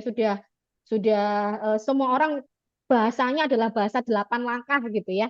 Nggak apa-apa, tapi lengkapi dengan beberapa alat-alat statistik yang tadi untuk membuktikan yang non observable-nya tadi, Mas Arief. Kira-kira seperti itu, Mas Arief. Ya, Ya, thank you ya, Bu Mega. Thank you Mbak Dita udah dijawab. Ini apa ya? Pertanyaannya memang sering banget ya ditanyakan gitu. Kadang bingung atau belum tahu mau mulai yang mana gitu. Ini umum sekali pertanyaannya. Saya mau ya. move on ke penanya kedua. Ada yang udah ngangkat tangan dari tadi, takut capek nih. Ibu Kiki Olivia. Boleh silakan Bu, kita open mic aja. Silakan bertanya langsung ke Mbak Dita. Halo, Halo Bu Mbak Kiki. Kiki.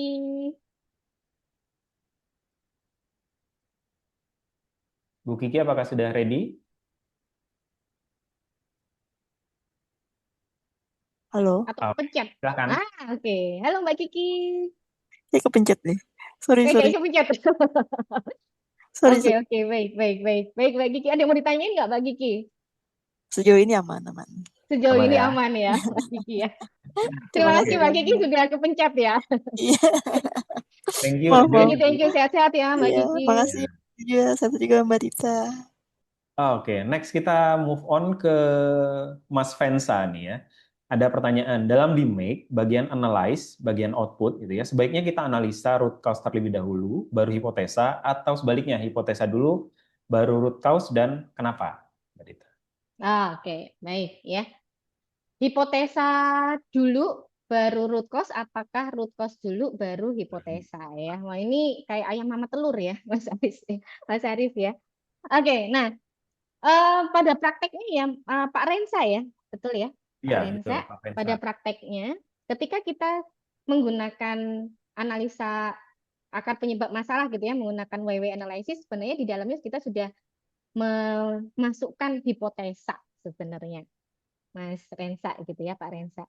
Jadi ketika kita melakukan proses, kalau kita bicara proses berpikirnya gitu ya, Pak Rensa ya, di dalam untuk kita menggali root cause ini sebenarnya itu adalah hipotesa kita gitu, dugaan-dugaan kita yang kita statementkan di dalam root cause analisis tadi.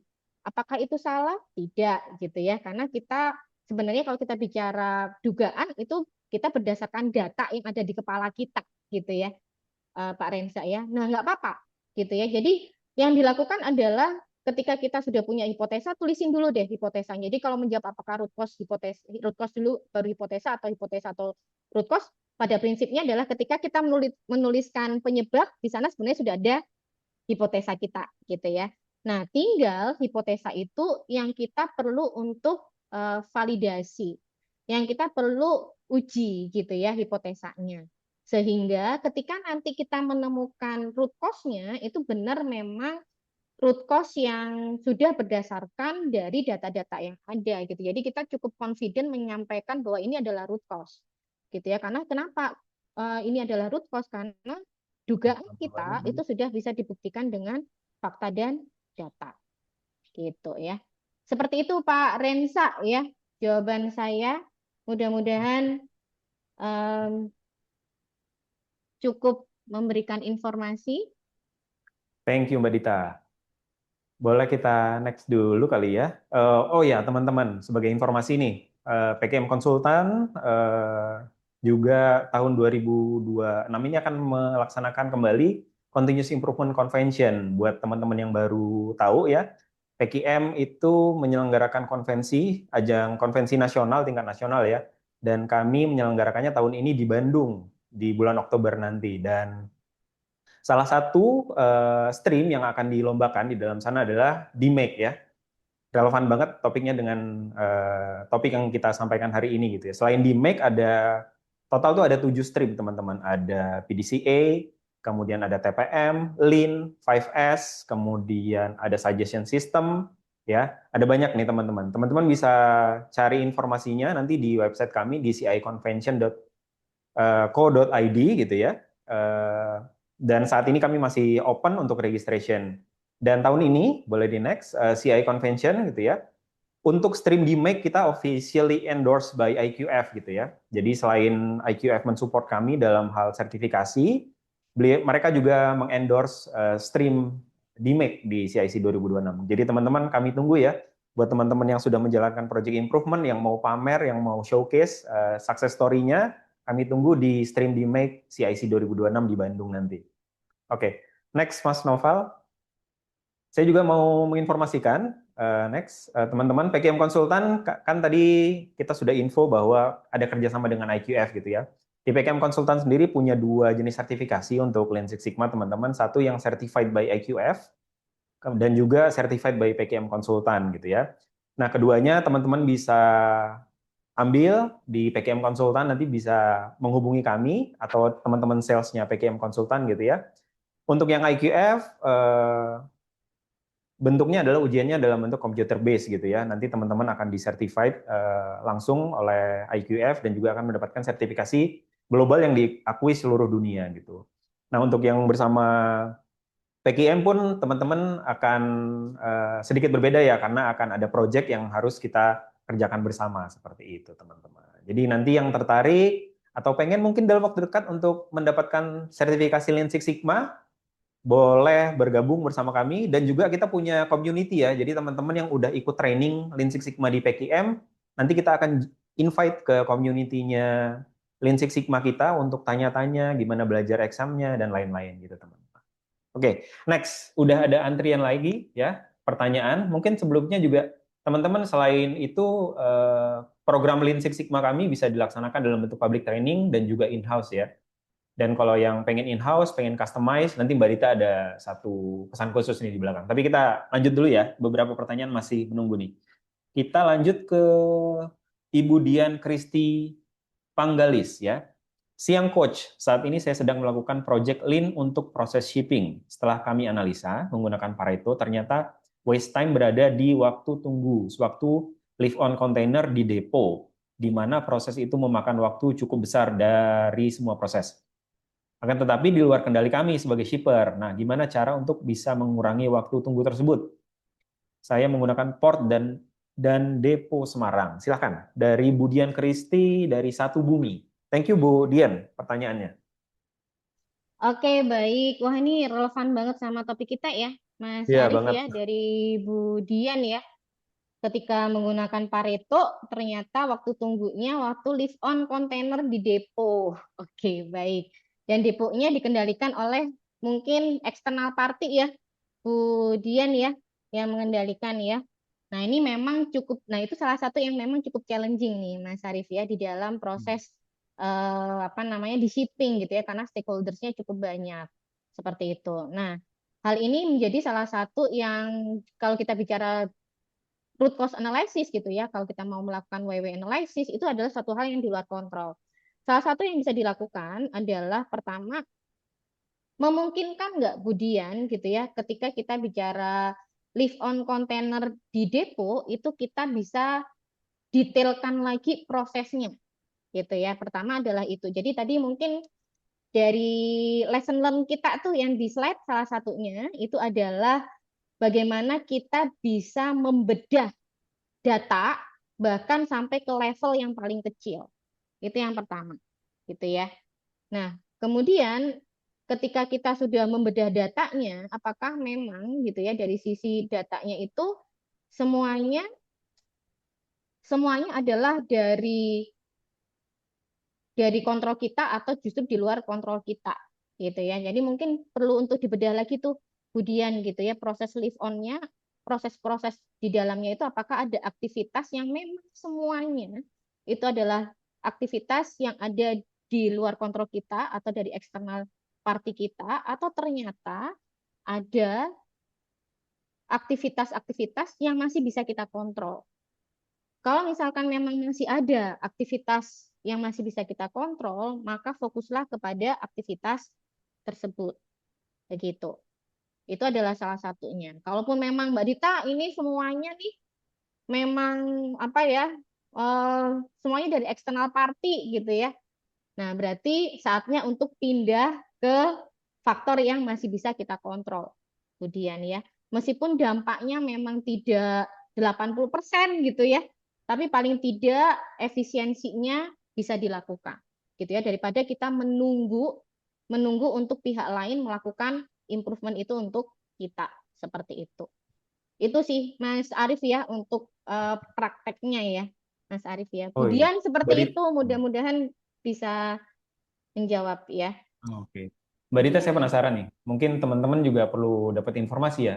Mbak Dita, gimana caranya PKM membantu teman-teman nih? Ada yang bisa di-share nggak? Apa approach-nya PKM nih? Kalau ada isu atau terkait project lewat di Make, approach-nya PKM seperti apa? Boleh di-share nggak? Oke, baik. Terima kasih Oke. Mas Arief ya sudah menanyakan mengenai hal ini ya, Mas Arief ya. Nanti kita akan Jadi, ada beberapa pertanyaan yang masih menunggu nih. Silakan Mbak Dita. oke, baik. Mungkin sedikit share ya rekan-rekan semua ya mengenai approach dari kami gitu ya ketika kita menjalankan yang namanya Lean Six Sigma, rekan-rekan ya. Nah, kami memiliki program yang namanya adalah program komprehensif gitu ya, training lab di mana teman-teman di sini ketika kita menjalankan program Lean Six Sigma gitu ya secara in-house, itu kita ada beberapa tahapan yang akan kita lakukan gitu ya. Jadi yang pertama yaitu biasanya kita akan lakukan pre-training atau diagnose gitu ya.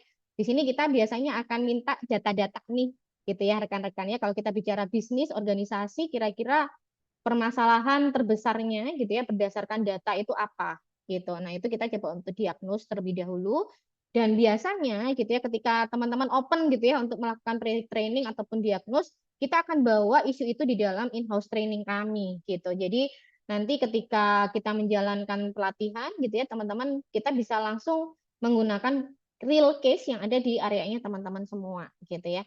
Nah, kami ada beberapa program, ada yellow belt, green belt, dan juga black belt di sini ya.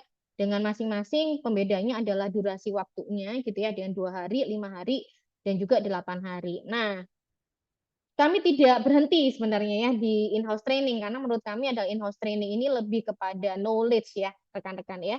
Jadi kita coba untuk mengembangkan juga skill-nya rekan-rekan semua atau kemampuan dari rekan-rekan semua melalui praktek dari apa yang sudah dipelajari di kelas gitu ya. Dan nanti akan dipraktekkan melalui pendampingan project, teman-teman ya. Jadi nanti akan bergantung dari organisasinya, mungkin ada beberapa project-project kritikal di dalam organisasi yang harus diselesaikan.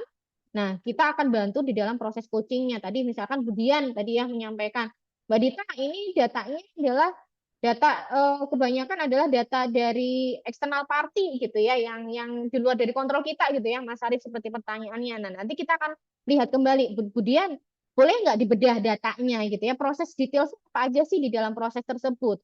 Nah, itu adalah hal-hal yang nanti kita akan bantu di dalam proses coaching atau pendampingan projectnya. Sehingga nanti kita akan lihat tuh opportunity-opportunity yang kita bisa improve gitu ya di dalam proses tersebut. Seperti itu. Nah, nanti proses pendampingannya biasanya kita lakukan sebanyak 3 sampai 5 kali gitu ya di dalam projectnya. Ini juga bergantung dari rekan-rekan semua. Ada juga klien yang bisa sampai 12 kali gitu ya, karena ingin setiap 2 minggu untuk didampingi. Dan kemudian karena ini adalah project, harus ada start dan end-nya. Di akhir project, teman-teman akan melakukan yang namanya presentasi gitu ya. Di mana presentasi ini biasanya akan dihadiri oleh para top manajemen di sana, dan kami pun juga bisa hadir juga gitu ya untuk memberikan feedback juga terhadap presentasi project-nya. Dan yang terakhir nih, Mas Arief, kadang-kadang kalau kita sudah punya knowledge, punya skill kan ingin dapat validasi ya, Mas Arief ya. Nah, biasanya teman-teman di sini ingin nih gitu memvalidasi benar nggak sih saya sudah eligible gitu ya untuk kita masukkan sebagai green belt ataupun black belt gitu ya, atau bahkan master black belt seperti itu. Nah, kami ada program sertifikasi gitu ya, baik itu dari PKM dan atau dari IQF yang teman-teman bisa gunakan gitu ya. Nanti akan bergantung dari preferensinya yang mana nih yang dibutuhkan. Seperti itu, Mas Arief.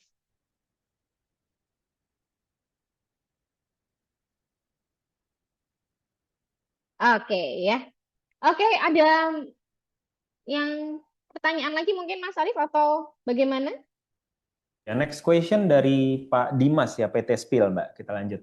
Oke. Wah, ini juga Relevan banget relate nih banget nih industrinya berarti ya. ya. Gimana cara menetapkan baseline dan financial benefit yang valid untuk project Lean Six Sigma di shipping operation, terutama jika datanya dipengaruhi seasonality ya, cargo volume Betul, betul. fluctuation dan juga perubahan rute, Mbak. Ini relevan banget nih ya sama topik Iya, kita hari ini. betul, betul. Ini relevan banget. Terima kasih loh Pak Dimas ya sudah menanyakan hal ini gitu ya. Apalagi kalau kita bicara mengenai baseline ya.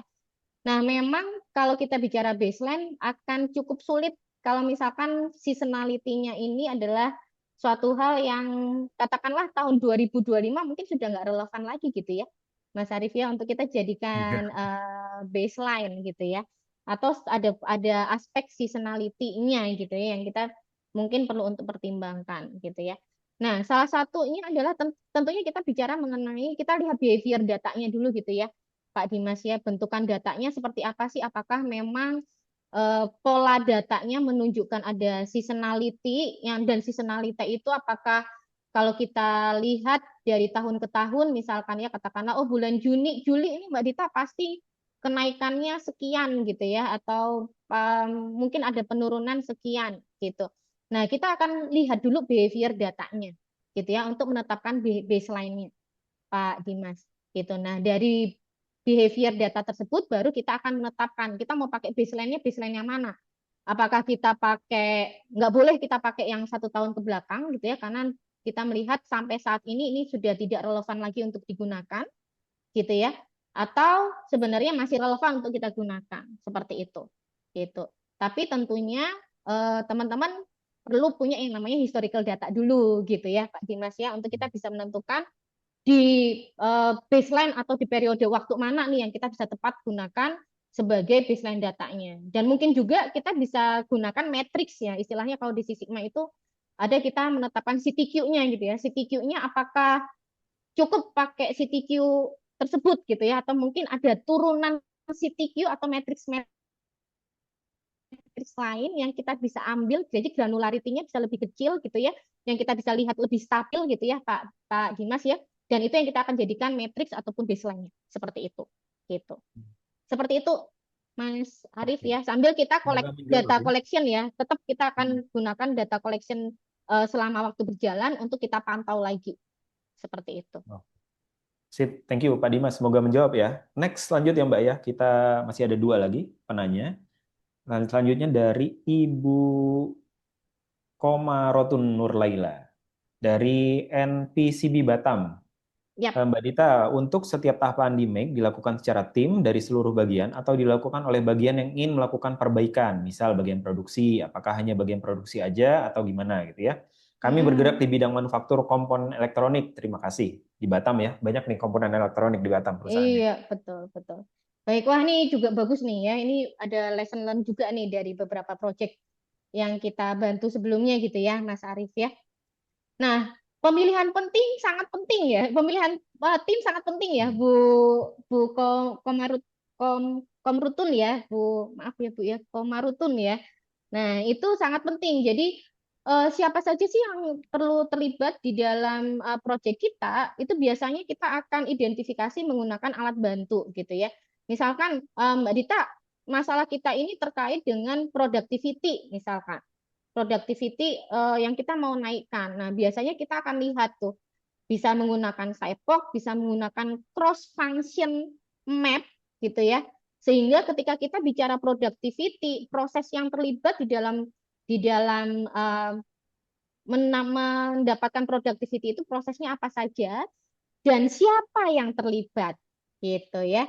Jadi tidak hanya mungkin produksi aja, tetapi Mbak Dita di proses ini nih itu tuh ada tim quality nih yang terlibat atau tim PPIC mungkin yang terlibat sebagai timnya. Nah, itu kita identifikasi di awal ketika teman-teman sudah melihat oh kayaknya saya mau ngambil tema mengenai productivity gitu ya.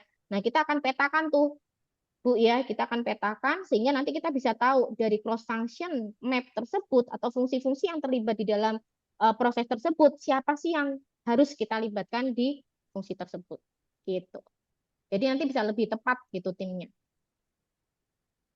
Oke, Begitu, baik. Mas Arif. Ya, terima kasih.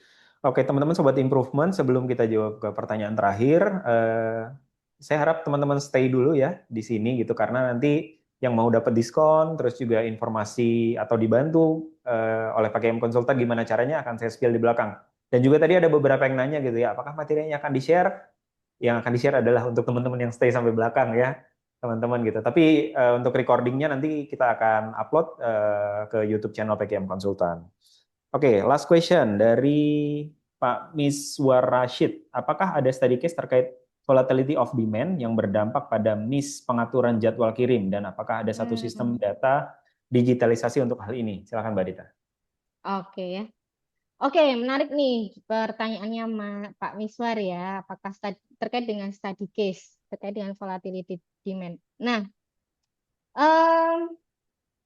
dugaan kami ada gitu ya, Pak Miswar ya. Jadi untuk study case di internal kami sebenarnya kita memang belum sampai ke volatility dari sisi demand-nya gitu ya, Pak Miswar ya. Tapi di luaran sana memang ada beberapa hal gitu ya membahas mengenai volatility demand ini gitu ya, karena ini sekarang menjadi salah satu permasalahan yang cukup global ya, rekan-rekan ya. Dan dugaan saya memang ada, tapi coba nanti saya carikan referensinya ya, Pak Miswar ya, untuk terkait dengan volatility demand ini. Nanti boleh drop emailnya sehingga nanti kita bisa share juga. Dan untuk sistem data digitalisasi, sampai saat ini yang kami jalani masih belum gitu ya, Pak Miswar ya. Tapi ketika nanti kami ada tambahan gitu ya terkait dengan data digitalisasi ini, kita akan buat suatu study case-nya gitu ya, Pak Miswar ya, mengenai ini. Seperti itu, Pak Miswar. Tapi terima kasih untuk pertanyaannya ya. Sangat kekinian ya pertanyaannya ya. Terima kasih, Pak. Oke, thank you Mbak Dita. Thank you teman-teman semuanya, Sobat Improvement yang sudah bertanya. Nggak kerasa ya udah lebih dari 90 menit nih kita diskusi ya, dan sangat padat, sangat insightful. Terima kasih atas interaksinya teman-teman. Next, kami mohon bantuannya kepada teman-teman yang sudah hadir gitu ya, untuk mengisi evaluasi nih, memberikan feedback kepada kami supaya kami bisa mengevaluasi dari acara hari ini dan improve ke depannya ya teman-teman. Kami akan berikan beberapa pertanyaan, teman-teman boleh dijawab di layar device-nya, dan teman-teman juga boleh bantu kami untuk mengisi jika teman-teman tertarik untuk mengikuti training atau ingin kami fasilitasi untuk diagnose gitu ya, atau diskusi dengan konsultan kami, feel free untuk diisi. Kemudian jika ada yang ingin tertarik mendapatkan sertifikasi di Lean Six Sigma gitu ya, mulai dari yellow belt sampai black belt, kami juga menyediakannya gitu teman-teman. Ya, terima kasih. Silakan, ada 10 pertanyaan, nggak banyak-banyak teman-teman. Boleh dibantu untuk mengisinya ya. Thank you Mbak Dita, udah sharing sore hari ini. Seru ya audiensnya ya? Terima kasih Mas Arif sudah didampingi ya untuk sesi Ya. ini. Terima kasih ya teman-teman semua untuk sharingnya juga ya teman-teman ya. Sampai ketemu lagi di lain kesempatan ya. Oke, Salam teman-teman masih saya improvement. tunggu. Masih saya tunggu teman-teman untuk Oke, mengisi baik. pollingnya ya. Iya, dari kami, dari PKM Konsultan, mengucapkan terima kasih banyak ya, karena sudah mengikuti webinar kami. Dan jangan lupa, di bulan Juni ini akan ada 3 webinar. Ya. Ini yang pertama, kemudian yang kedua nanti ada topiknya terkait Service Excellence. Lebih tepatnya adalah terkait Customer Experience. Gimana caranya membuat Customer Experience yang nggak cuma dapat bintang 5 aja, tapi benar-benar berdampak ke bisnis. Dan yang terakhir adalah, ini relevan juga ya dengan kondisi sekarang, gimana caranya melakukan negosiasi, karena sekarang semua naik, gimana nego sama vendor gitu ya. Nah, akan di-spill nih sama konsultan kami, ada tipsnya kah, ada triknya kah untuk melakukan negosiasi gitu ya. Karena saya rasa akan sangat penting sekali. Dan jangan lupa diinformasikan ke teman-temannya ya, karena ada webinar lainnya. Informasi webinar atau training bisa teman-teman dapatkan di Instagram PKM Konsultan ataupun LinkedIn dan juga website kami. Gitu ya. Thank you ya Mbak Dita, teman-teman yang sudah hadir. Kami masih tunggu teman-teman, masih baru 60% yang mengisi. Silakan yang lain.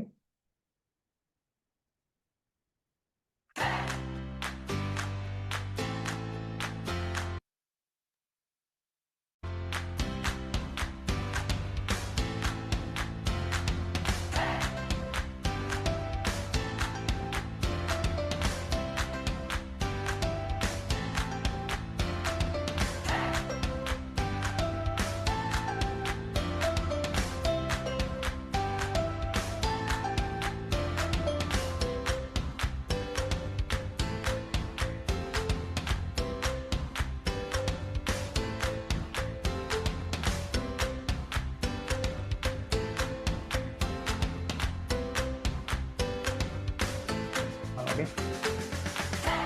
Baik, untuk teman-teman semuanya, terima kasih banyak sudah mengikuti webinar PKM Konsultan. Saya Arif Hanifan, mewakili teman-teman yang bertugas. Pamit undur diri, tetap tangguh dan tetap agile ya di situasi kondisi ekonomi yang serba tidak menentu dan challenging seperti ini. Dan sampai jumpa lagi di program-program PKM Konsultan selanjutnya. Semangat pagi dan salam improvement teman-teman. Sampai jumpa. Terima kasih. Sehat-sehat selalu ya rekan-rekan.